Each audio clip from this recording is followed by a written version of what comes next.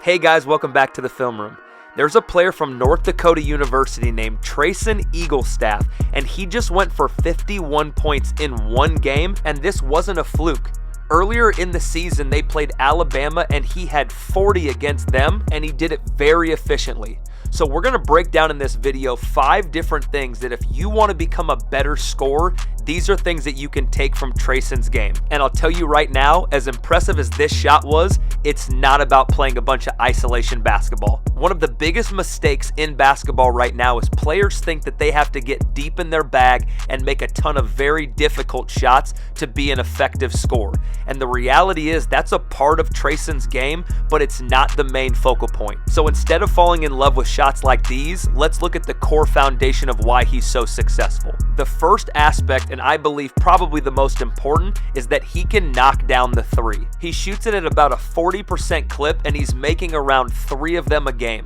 And most of them are rhythm catch and shoot threes like you're seeing right here. But the separator for Eaglestaff is that he's got deep range. He can shoot it behind the NBA 3 comfortably, and that gives him the separation that he needs to be able to get these shots off even when teams know he's going to shoot it. So the reason that you need to be able to make threes consistently is because when you have the ability to knock these shots down, it is going to force your defender to have to press up into you when you have the ball, and that's going to open up opportunities for you to get past your defender and get downhill to the paint. And that's the second aspect of being a great scorer, is finding ways to score in the paint. And what Treysen is able to do is find multiple ways to get downhill.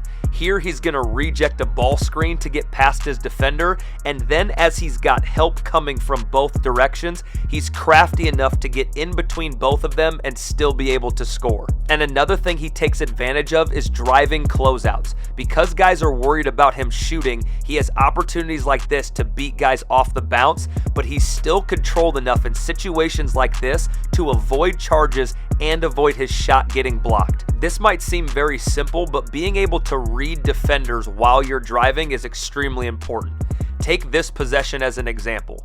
As he comes off of this ball screen and goes to get downhill, he recognizes that this help side defender is not coming over to close the gap, so he gets all the way to the paint and gets to the free throw line. But earlier in that second half, he had an almost identical situation, the same gap that he was trying to drive. He recognizes that this help side defender is going to close that gap down, and instead of trying to drive into traffic, he uses a step back move and gets to his 3. Now the third aspect is what high school players don't usually understand when they get to college, and it's that you have to learn how to score within the offense. For instance, you could look at these 2 possessions that are almost identical and think that Eaglestaff is just out there playing isolation basketball, shooting step back threes. But the reality of these 2 shots is that they're predictable because they're coming out of the flow of an offensive action. So Eaglestaff is going to fake this pin down to the corner just to get his man to react, and then he is going to peel back around and go into a dribble handoff from the 5, and this is something that they work on, so he is prepared to shoot that shot because he practices it regularly. North Dakota has built their offensive system around a concept referred to as zoom action.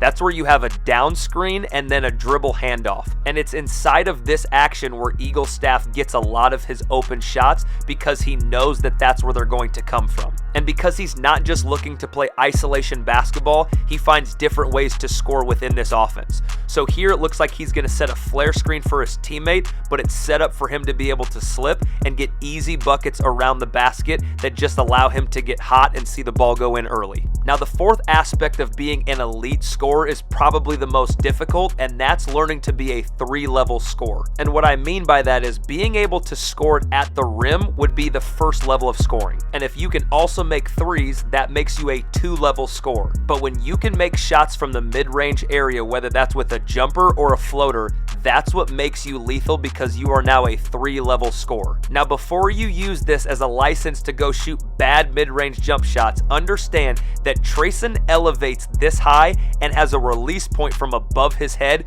when he shoots the mid-range. So for a lot of players, you need to work on the floater rather than the mid-range because you're not going to get the high quality looks that he does. And that's okay, you just need to be honest about where you're at.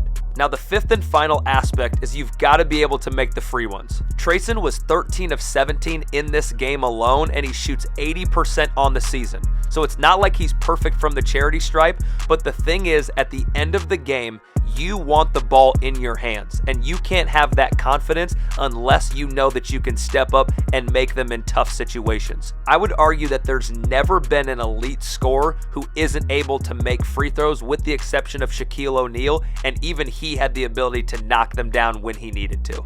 So in conclusion, I'm not saying that you should never take a tough shot. There's going to be moments where they're necessary, but that's exactly the point. There are moments for that. The elite scorers are the ones who can do simple things better and more consistent than anybody else. I would greatly appreciate it if you would share this video with one player that you know could benefit from watching this video. Thanks for coming through. We'll see you next time in the film room.